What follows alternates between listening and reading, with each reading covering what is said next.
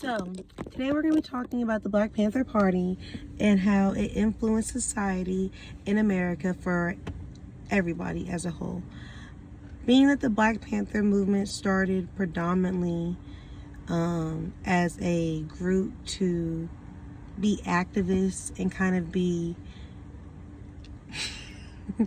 activists and kind of be a safeguard for Black people. They were looked at as a terrorist group instead by our government, which of course they would look at it like that, being the fact that, they were trying to create something for Blacks to stand on and to protect them and be their own militia group, So America wasn't with that at all. Like, for them, they're like, nah, we're cool on all of that. So they labeled them a terrorist group, when in reality you had people like Fred Hampton and Angela Davis and others that we've talked about who have influenced it, where they would be going out bailing people out. They would feed the Blacks, the students, before school. They created after school programs, and then they also created something for Blacks to be able to stand on and have a backing, and that was like frowned upon for some reason. Angela Davis, she kind of highlights how the prison system, as well as being a woman in that time and then fighting for rights, was a very difficult thing, which I can imagine, because even now, like, women are not really respected, let alone Black women, right? And so, like, when you have a voice, like, they look at it automatically, like, I realize, as, anytime a Black woman says anything, you're gonna be looked at as like a mad Black woman, which is really crazy. So for me, I kind of could relate to that aspect of it. And then seeing how, like, it was not only a fight for Blacks, but then it was separate fights, separate kind of but equal fights for Black women and men.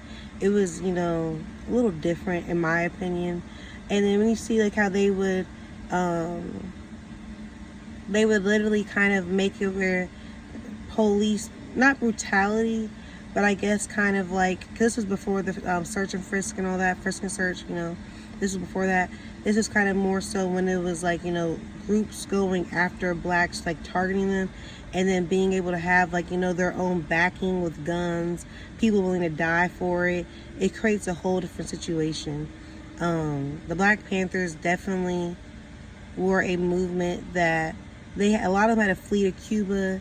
They had to flee to different places because America was trying to put them in prison like for life, which is like crazy, because everyone else is allowed to have their own, sense of protection. But the moment Blacks did it on a level that was able to grow and be something that they seen that could, like, not overturn the government, I would say, but more so overturn the shallow thinking of the average individual of all, especially Blacks, if that makes sense. Because I think that sometimes, like, people are very, like, they have, like, that slave, mentality. I don't want to say too much because now I see that other people are watching the videos besides my professor. But, like, they'll be like house niggas, you know what I'm saying? Straight up.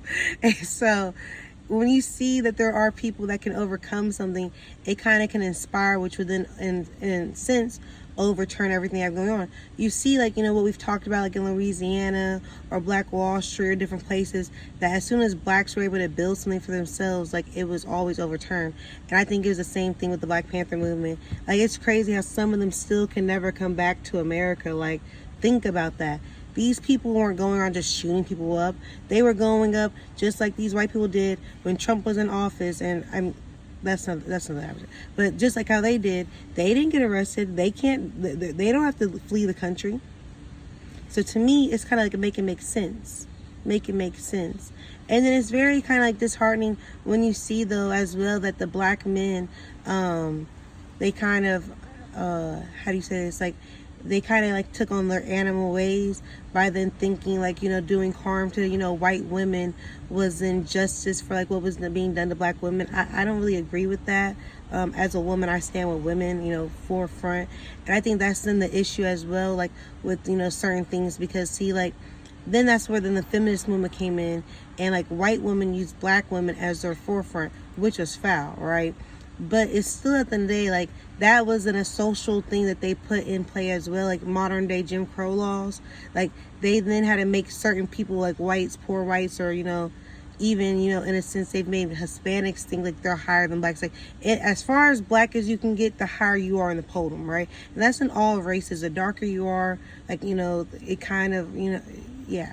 But they kind of like, it was like an ideology type of thing. So I think it's like the same ways, like, you know, black women still then had their own fight because women had a fight. So then it created like a different thing, and I feel like that created like friction as well with the Black Panthers and with, like, you know, not necessarily just like them, but like, you know, as our culture moving forward, because you see like how, like, you know, the groups like the Black Panthers and stuff, they would come in to fill gaps in, because we had, you know, black men being arrested in large numbers, and then making where, you know, black women couldn't provide for their children, and that you know, increases, you know, crime rates, that increases homelessness, that increases, you know, child hunger, and that increases, you know, the continued level of poverty.